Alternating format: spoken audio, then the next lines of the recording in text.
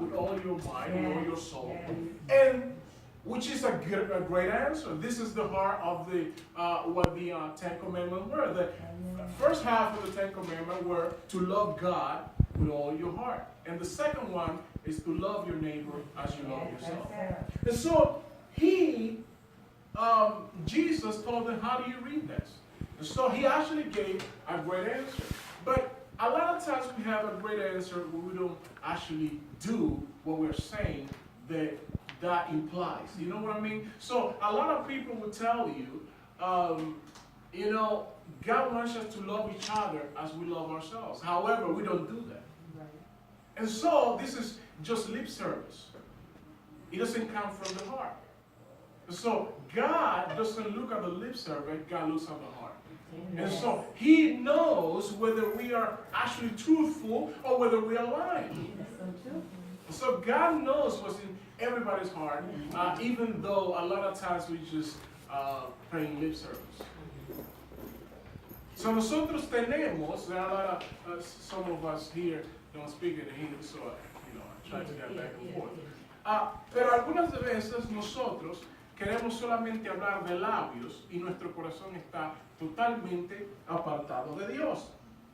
And so Jesus says, your answer was correct. Just do that. But then he wanted to justify himself, and he said, who is my neighbor?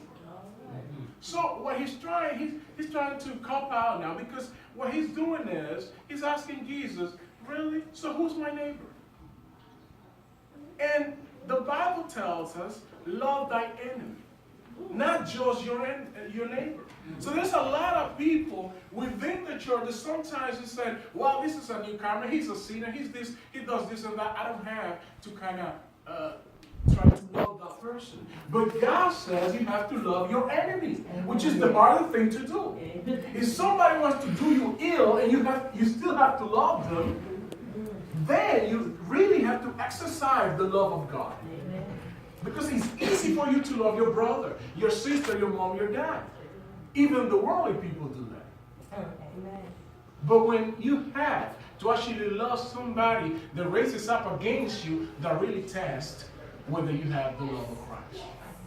And the Bible says that in that we know which is of God, those that love each other. So, a person that you don't even know, you have to profess love for that person.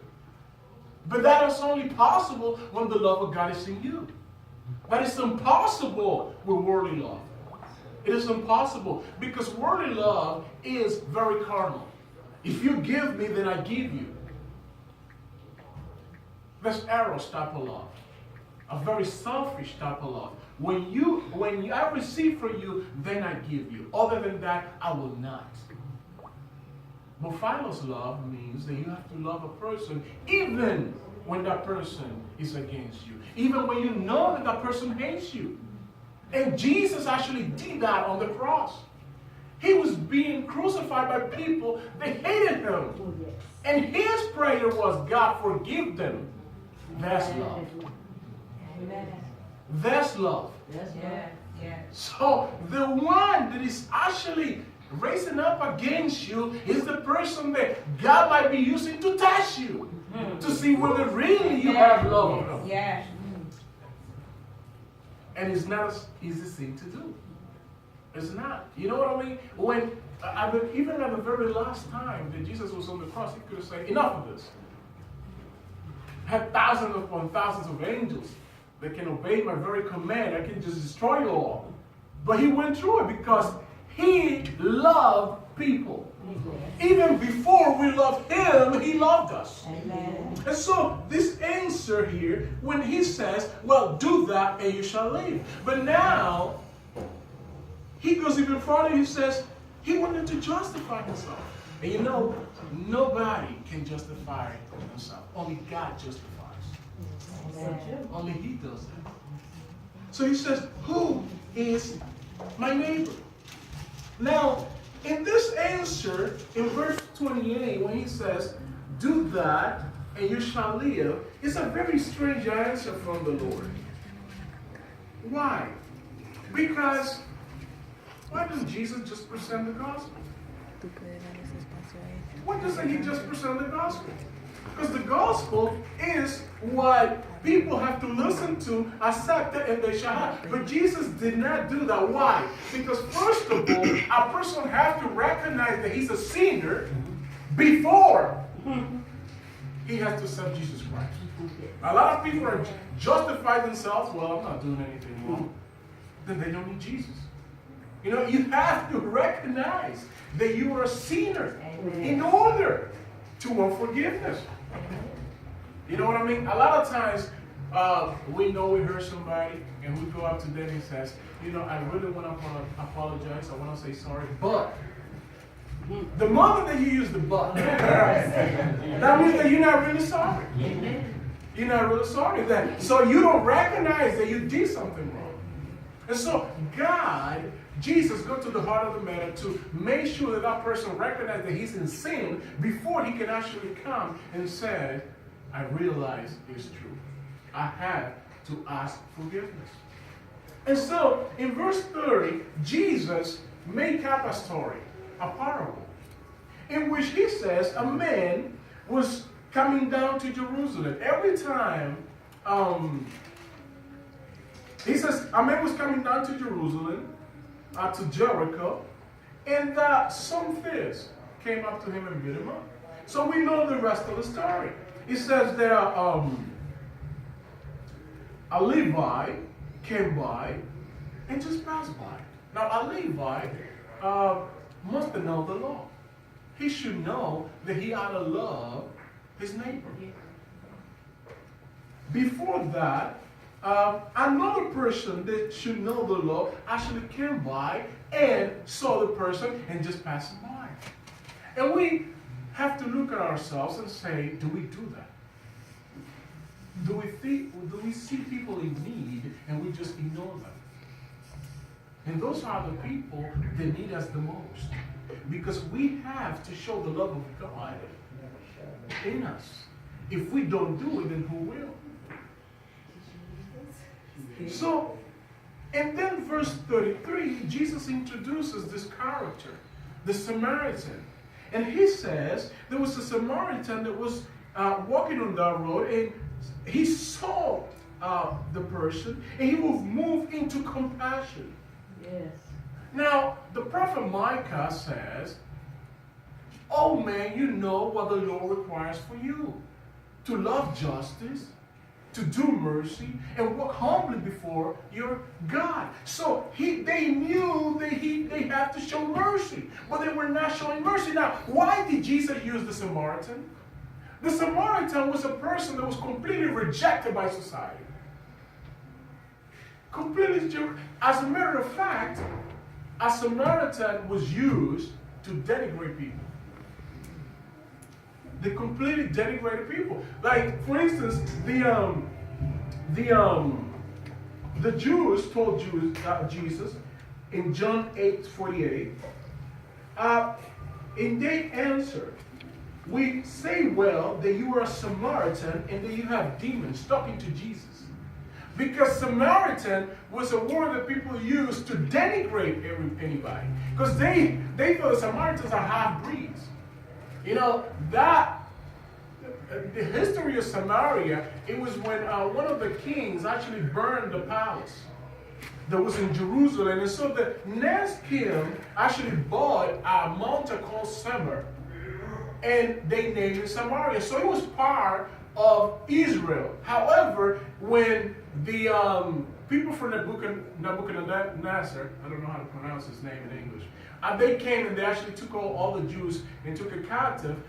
That city was integrated with people from other empire. And so they were half-breeds. A lot of the Samaritans were not purely Jewish people. And we see when Jesus came to the well, and there was a Samaritan woman said, the woman actually told him, you should know better.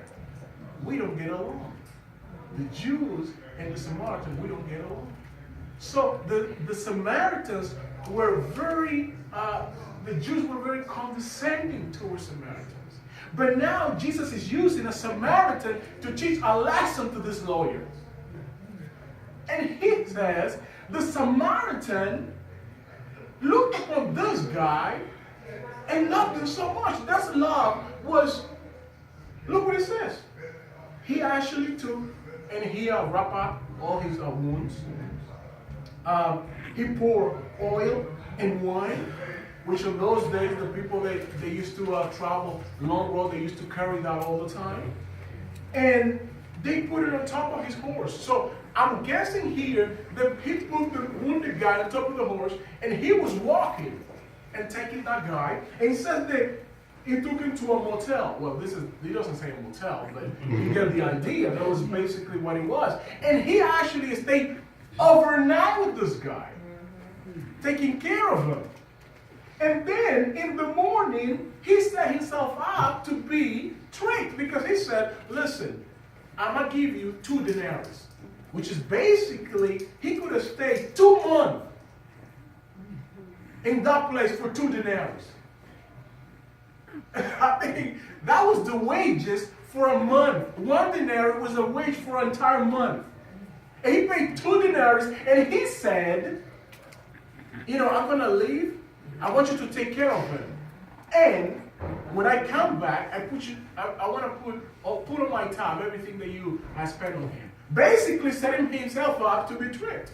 Because that guy could have said, okay, I spent 100 denarii. That's love. You know what you would do? And that's the only thing that you would do something like this for is yourself. So the Samaritan, what he was doing, he was loving his neighbor as himself. Because he was doing all of that stuff and spending all of this money. Taking care of this man that he did not know. And that guy probably was an enemy of himself because he was a Samaritan. So that was, Jesus was telling him, listen, that is loving a neighbor as you love yourself. Can you imagine the face of the person that was listening to this story? Now, is this a Samaritan have eternal life? Does this guy that picked up, does this Samaritan had eternal life? Well, we don't know. That was a person that Jesus made up. That was not a real person. Jesus made up. That was a parable. But he wanted to introduce a message to that parable. And so this is a luxurious type of love. This is something I do for him regardless. This is amazing. That a guy will go to such a land for his neighbor. Somebody that he knows will discriminate against him because he was a Samaritan. But the lawyer didn't do that. And the Pharisee did not do that. And they knew the law. Now, I don't know whether every Levite would actually do exactly what this guy was doing. I don't know that. But that was basically the feeling of the type of people in the area, the legalistic type of people, that they would look at the law and they would forgive mercy. There's a lot of people in sin, and then you kind of reject them because they are sinful people. And they didn't show mercy. And we were once in that place. And we could have actually died in sin, but Jesus loved us. And this is why today we can say we have eternal life. So, when Jesus is telling the story to this guy, I'm pretty sure that he was shaken up. Because he said, when Jesus says, how do you read the law? And what do you see there? He says, well, love the God, your Lord, above everything else, and your neighbor as yourself.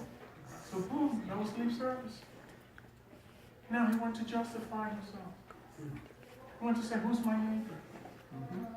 Because he knows that he really doesn't love everybody and himself. Now, the question is, if I ask the question, how many of us love our neighbors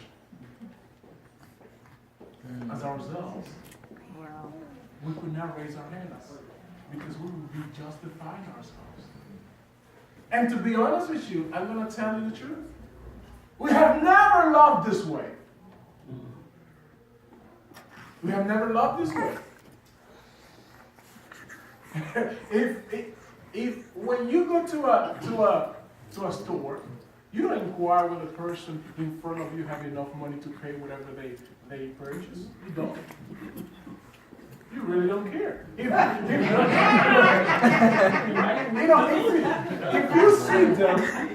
you see them struggling, taking pennies out or whatever, you will not say, listen, I'll pay for it. Don't worry about it. And this is something minor. You know what I mean? That's something minor. But this guy went out of his way to do all this stuff for this guy. When Jesus asked a question, he goes to the heart of the matter. You remember when the rich man came to Jesus and basically asked the same question? Master, what do I do to get eternal life? Jesus knows the heart of man. Yes. Jesus asked him this, do you know the commandments? Again, do you know the commandments? Yes, I do. I have followed the commandments since I was a child. Well, now all you have to do is just sell whatever you have and give it to the poor. Now you give it. Now you're hurt. You're trying to hurt me. You know, you're trying to hurt me. This is what I've been working for all this money, and now you're trying to tell me to sell. But Jesus knew that guy's heart was on his money, and you cannot serve two masters. It's not that Jesus wanted the guy to be poor. No, that's not the case.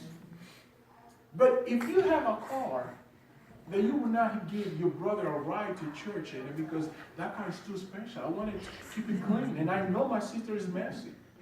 I don't want it to dirty my car. Then you have that car before love. And then God wants to deal with that. A lot of time, our trials and tribulation come straight at the heart of the matter, where it hurts. Something that we do not want to give up. And God tells you, this is what I want because this is the area where you are not being faithful to me. This part of your life is that you have to basically put on my feet and let me deal with it. And so this guy, as well as the rich man, they had issues. And the rich guy was his money. And the love of money, the root of all evil. You cannot serve two masters. Do you know if you have $100,000 in the bank and they tell you give me $75,000? I mean, you don't sleep that night. Man, I'm only going to have $25,000. This is not my plan. I have retirement coming up. I can't do that. But Jesus wants you to actually that which is important to you, that which is taking us a place even before Him. He wants you to get rid of it. This is why when God came to Abraham, he said, give me your only son, the one you loved. Now, obviously, Abraham had another son. But what to God was concerned, that was his only son. Because that was the God that He promised Abraham. In Him I shall bless all the people of earth. And Abraham did not, he was like, get up, let's go. Because he already had experience with God.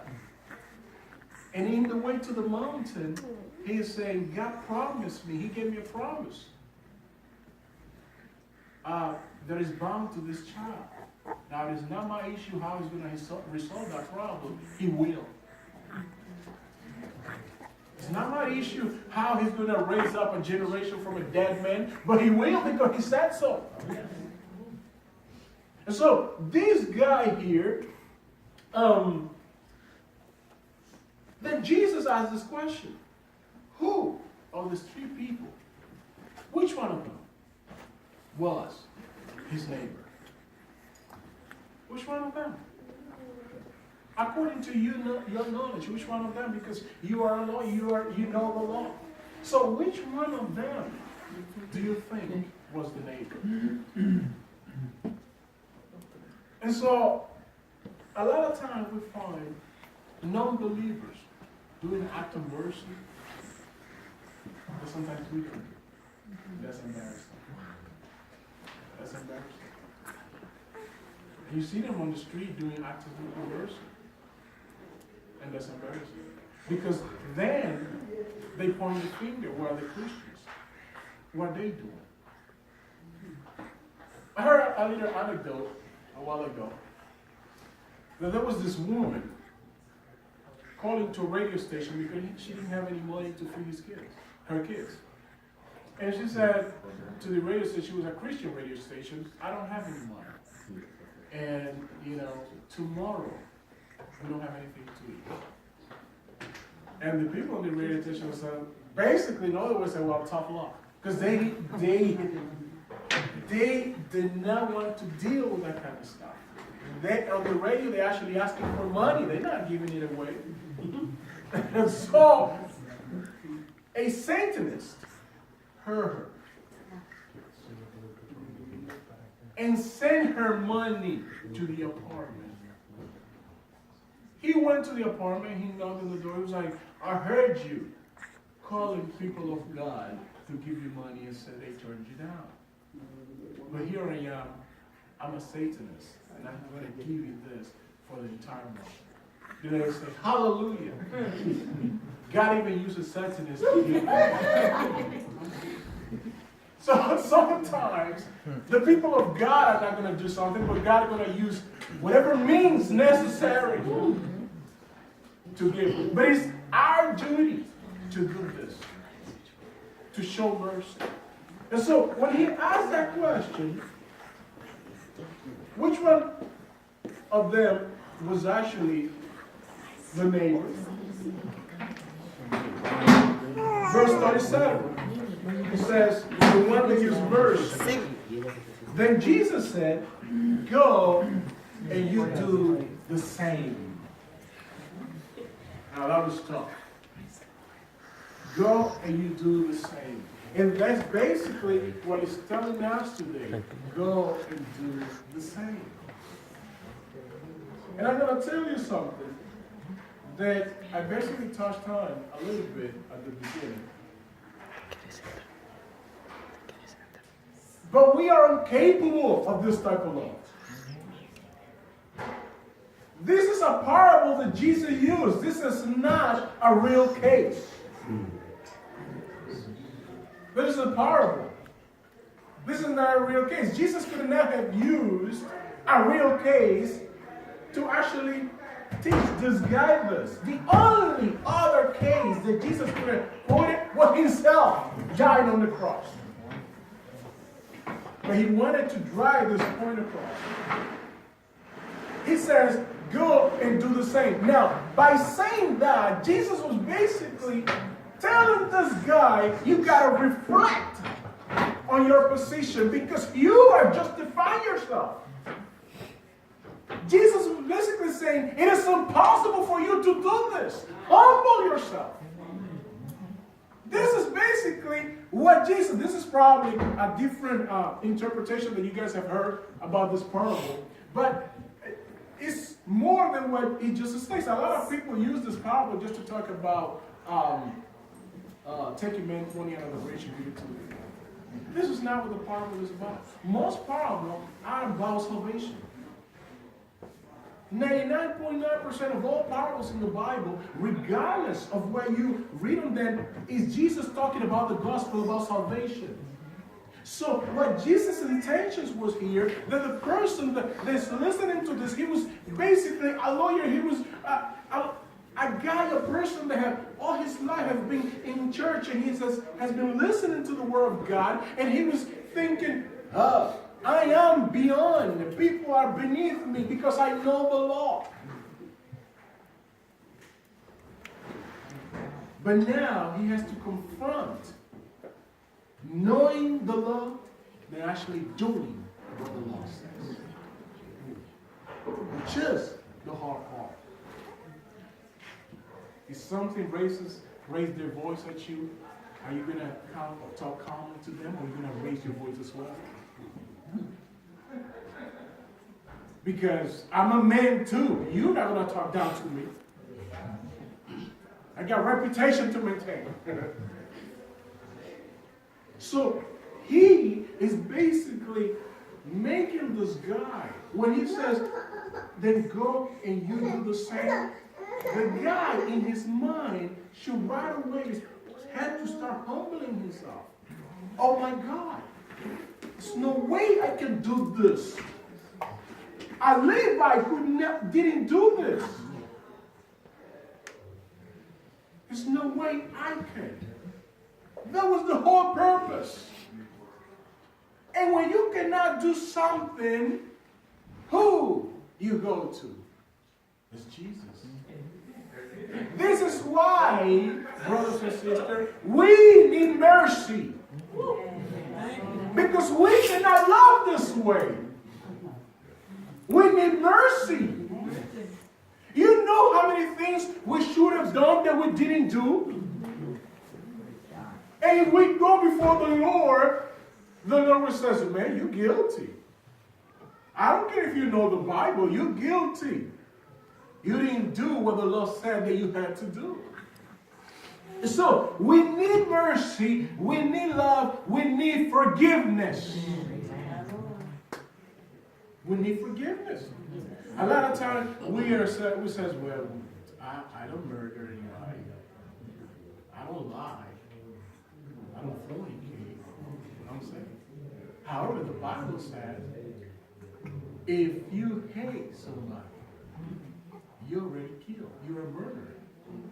So you don't actually have to take somebody's life to be a murderer. The book of John says, if you hate somebody, you're already committing murder. Well, I'm not an adulterer. I'm not an adulterer. I'm faithful to my wife. But Jesus said, if you look upon another woman with lust, you're already an adulterer. Yes. So we are all guilty now. Because our eyes have not been trained the way it should be trained. So we need mercy.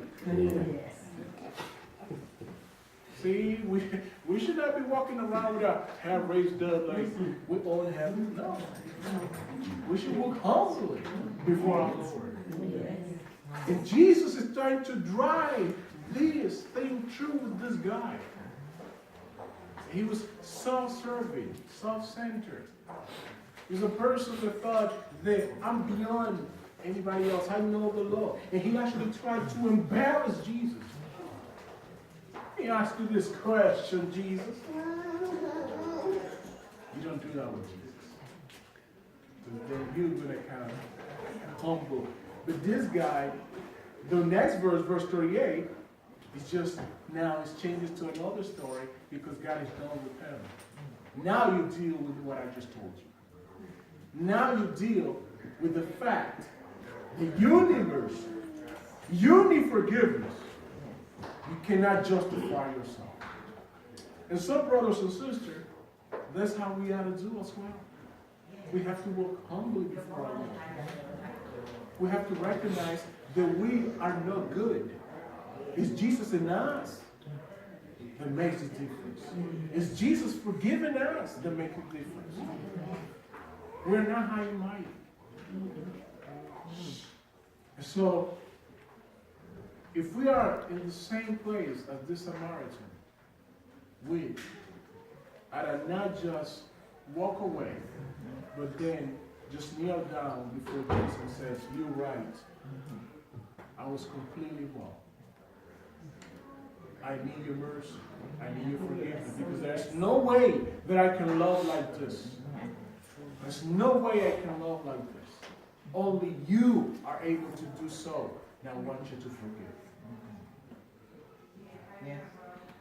God bless you.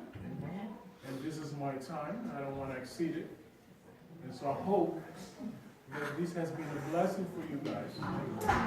And I hope that our walk before the Lord changes and we walk humbly all the time. God bless you. My sister.